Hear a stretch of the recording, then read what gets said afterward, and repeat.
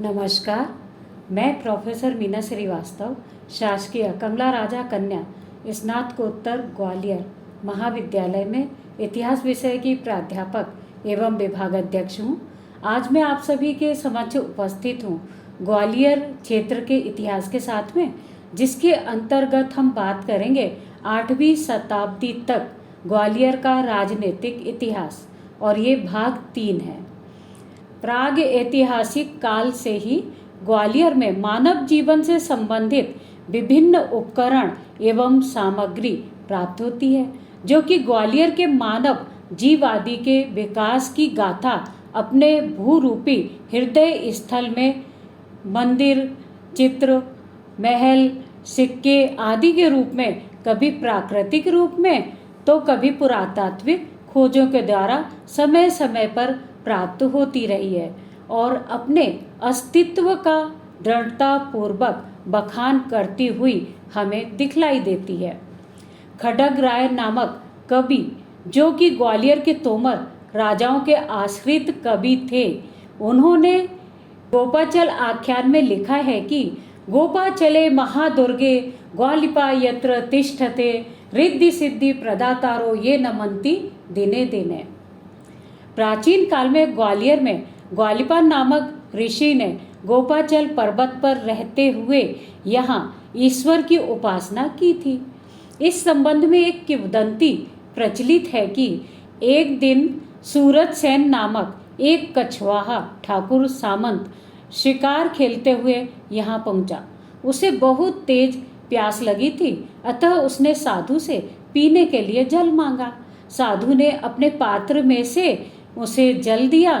जैसे ही उसने जल पिया, जल के प्रभाव से सामंत सूरज सेन कछवाहा का कुष्ठ रोग ठीक हो गया, जिसके कारण वह अत्यधिक प्रसन्न हुआ।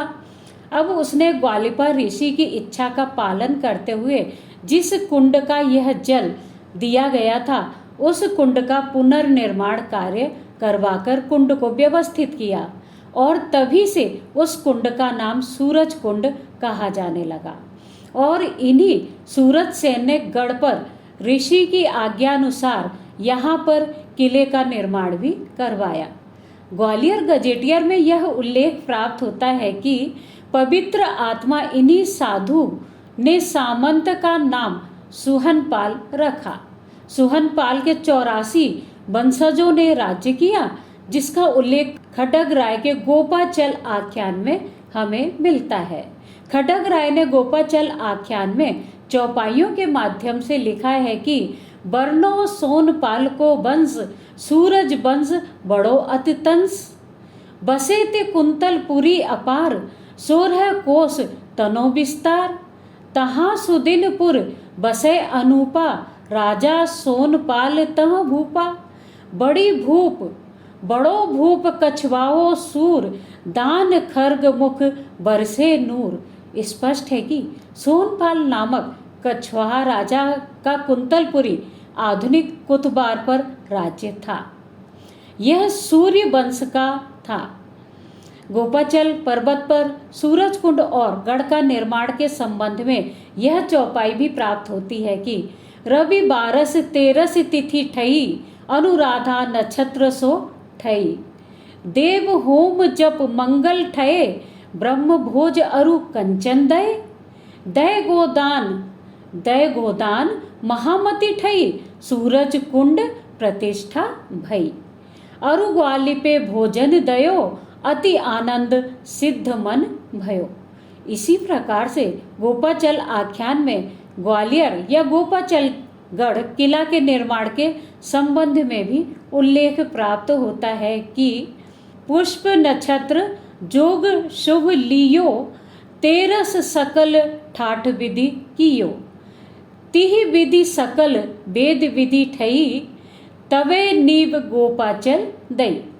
जिस समय गोपाचल गढ़ स्थापित हुआ, उसका उल्लेख करते हुए खड्गराय लिखते हैं कि द्वापर अंतजु कलयुग आदि संबत धयो मुहूर्त साधी धर्म युधिष्ठिर संबत लयो आदि ग्रंथ में ते मैं कहो। नाना कवि ने भी अपने दोहे में लिखा है कि द्वापर के द्वय मास रहे, पुनि प्रवेश कलिकाल, हो संबत मिति जानियो, गढ़ की नींव भोपाल। वर्तमान साहित्यकार एवं इतिहासकार हरिहर निवास द्विवेदी ने कुंतलपुरी या कुतुबार के सोनपाल या सूरतसेन और उनके वंश के संबंध में लिखा है कि 84 की संख्या 84 सिद्धों से प्राप्त की गई है। सूर्यपाल कच्छप घात थे अवश्य, पर गोपाचल के राजा नहीं थे। यह भी उल्लेख प्राप्त होता है कि लगभग 1080 संवत 1137 में गोपाचल पर ग्वालिपा सिद्ध ने अपनी धुनी रमाई थी और सूर्यपाल ने उनकी सेवा की थी। प्रदीप के श्रीवास्तव के अनुसार ग्वालियर दुर्ग के निर्माण के संबंध में इस बात का उल्लेख मिलता है कि दुर्ग का निर्माण गोप पर्वत पर सर्वप्रथम सन 275 अर्थात की संवत 332 में ग्वालिपा ऋषि के निर्देश पर सूरतसेन ने करवाया था। सूरतसेन पबाया के निकट मोहना का जमींदार था। इस तरह के उल्लेख भी प्राप्त होते हैं। कुलियाते ग्वालियरी में फजल अली ने सूरतसेन को पबाया के पास मोहना ग्राम से आया हुआ बताया है। इसका उल्लेख इतिहासकार गुलाब खां गौरी ने अपनी पुस्तक ग्वालियर का राजनीतिक एवं सांस्कृतिक इतिहास में भी किया है। ग्वालियरगढ़ का नाम गोपाचल या ग्वालियर इन्हीं एकांतवासी ग्वालिपा ऋषि के नाम पर गोपाचल, गोप पर्वत, गोपगिरी, गोपाद्री, गोपगिरी आदि नाम से जाना जाने लगा और यह नगर गोपाचल नाम से प्रसिद्ध हुआ। यह नाम मध्यकाल में भी प्रचलित रहा। मराठा राजाओं के समय में यह नगर ग्वालिहेर कहा जाने लगा। अंग्रेजी शासनकाल में यही गवालियर और फिर अंग्रेजों के उच्चारण के कारण गवालियर, ग्वालियर और फिर ग्वालियर के नाम से व्यवहृत हुआ। गोपाचल नाम के संबंध में एक और मत प्रचलित है। वह इस तरह से है कि ग्वालियर का नाम गोपाचल ग्वालों के द्वारा दिया गया है। इस संबंध में हरिहर निवास द्विवेदी और राधे श्याम द्विवेदी का मत है कि ग्वालियर के आसपास तो गांव के गांव आज भी अहीर और गुर्जर आदि गौपालों की बस्तियां हैं। गोपाचल नाम उन ग्वालों का दिया हुआ है। ऐसा कहा जाता है कि जिस समय द्वापर युग में श्री कृष्ण के जो ग्वाले साथी थे वे यहाँ पर निवास करते थे और तब से लेकर आज भी हम देखते हैं कि अनेक ग्वाले यहाँ पर आज भी दिखलाई देते हैं। अब हम चलिए बात करेंगे आपसे द्वापर युग में ग्वालियर का राजनीतिक इतिहास। ग्वालियर क्षेत्र का संबंध द्वापर युग से ही रहा था। कृष्ण के पिता वसुदेव थे और वसुदेव के पिता सूरसेन। सूरसेन के फुफेरे भाई का नाम कुंती भोज था। कुंती भोज को सूरसेन ने अपनी पुत्री को गोद दे दिया था जिसका नाम प्रथा था और इसी प्रथा का नाम कुंती भोज की दत्तक पुत्री होने के कारण कुंती का कहा जाने लगा था। ये वसुदेव की बहन थी। इस प्रकार से कुंती कृष्ण की बुआ थी। कुंती भोज की राजधानी कुंतलपुरी थी जो बाद में कांतिपुरी और वर्तमान में कुतबार नाम से जानी जाती है। उपर्युक्त उल्लेख के अनुसार यह स्पष्ट होता है कि ग्वालिपा ऋषि ने गोपाचल पर्वत को अपना सिद्ध स्थल बनाया था और सूरतसेन नामक मोहना अथवा सोहानिया का सामंत था जिसने ग्वालिपा ऋषि की सेवा भी की थी और जलकुंड का निर्माण भी करवाया था। गोपाचल आख्यान में उल्लेखित रचना के अनुसार खड्ग राय ने गोपाचल या ग्वालियर का इतिहास सूर्यपाल से आरंभ किया है और सामंत का नाम सूर्यपाल लिखा है। साथ ही सोनपाल को सूर्यवंशी कछवा भी कहा है। चलिए अब हम बात करते हैं मौर्य काल में ग्वालियर का राजनीतिक इतिहास। मौर्य काल 324 ईसा पूर्व से 187 ईसा पूर्व तक का माना जाता है। इस वंश का संस्थापक था चंद्रगुप्त मौर्य और अंतिम शासक था बृहद्रथ। चंद्रगुप्त मौर्य ने चंबल, सिंध, बेतवा के क्षेत्र को अपने आधिपत्य में ले लिया था। बिंदुसार के समय में भी यह क्षेत्र उसके अधीन रहा था। दतिया जिले में गुजर्रा नामक स्थान में सम्राट अशोक का अभिलेख मिलता है, जिसे हमने स्वयं भी देखा है। पद्मावती वर्तमान पवाया में बुद्ध प्रतिमाओं के शिरोभाग मिलते हैं, अतः यह संकेत प्राप्त होते हैं कि मथुरा से चलकर ऐसाह पर चंबल पार कर प्राचीन कांतिपुरी, गोपाचल, पद्मावती, गुजर्रा, बूढ़ी चंदेरी से विदिशा का मार्ग रहा होगा। संभवतया गोपाचल क्षेत्र मौर्य शासकों के अधीन रहा था। चलिए अब हम बात करते हैं शुंग काल में ग्वालियर का राजनीतिक इतिहास के संबंध में।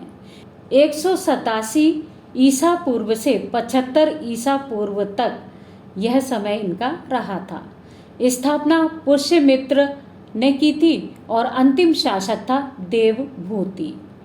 इस समय विदिशा से अटेर तक का समस्त क्षेत्र शुंगों के अधीन था।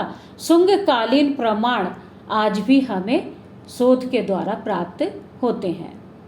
अब हम बात करेंगे कुषाण काल में ग्वालियर की राजनीतिक स्थिति के बारे में।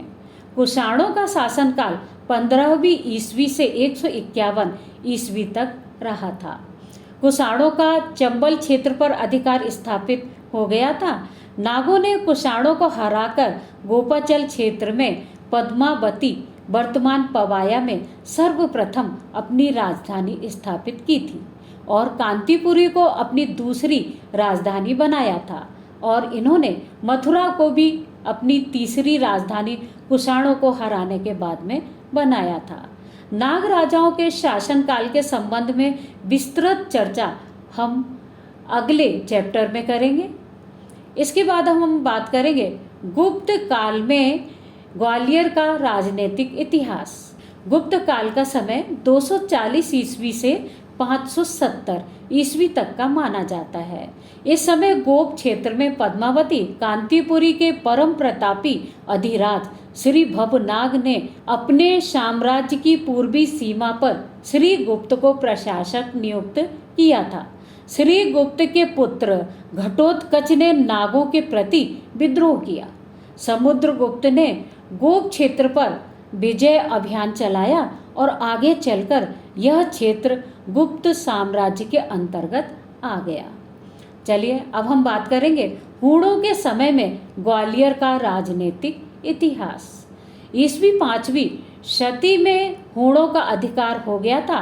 तोरमाड़ के पुत्र मिहिर कुल हूण ने गोपाचल गढ़ पर अधिकार कर लिया था। मिहिर ने यहाँ पर सूर्य मंदिर और गज चर्मधारी शिव की विशाल प्रतिमा चट्टान काटकर बनवाई थी। स्पष्ट है कि ग्वालियर पर हूणों का अधिकार हो गया था। चलिए अब हम बात करेंगे कन्नौज शासकों के समय में ग्वालियर का राजनीतिक इतिहास। ईस्वी 8वीं शताब्दी के प्रारंभ में यशोवर्मन कश्मीर के राजा ललितादित्य मुक्तापीठ से हार गया था। अब उसने गोपाचल गढ़ को अपनी राजधानी बनाया। तेली का मंदिर यशोवर्मन ने ही बनवाया था, जो आज भी हमें द्रष्टव्य होता है। उसके पुत्र आमराज के राज्यकाल में इस क्षेत्र में जैन धर्म का बहुत विकास हुआ। लगभग 1.5 शताब्दी तक इस क्षेत्र में गुर्जर प्रतिहार शासकों ने राज्य किया था। उपर्युक्त संपूर्ण विवरण के उपरांत मूल्यांकन करते हुए हम निष्कर्ष रूप से कह सकते हैं कि द्वापर युग से ही गोपाचल क्षेत्र में राजनीतिक गतिविधियां चल रही थीं और आज भी यह किला अपनी गौरव गाथा के साथ मध्य प्रदेश के भाल पर मुकुट की तरह सुशोभित है। अब हम अगले चैप्टर में आपसे बात करेंगे कच्छप घाट राजवंश के काल में ग्वालियर, राजनीति और संस्कृति। धन्यवाद।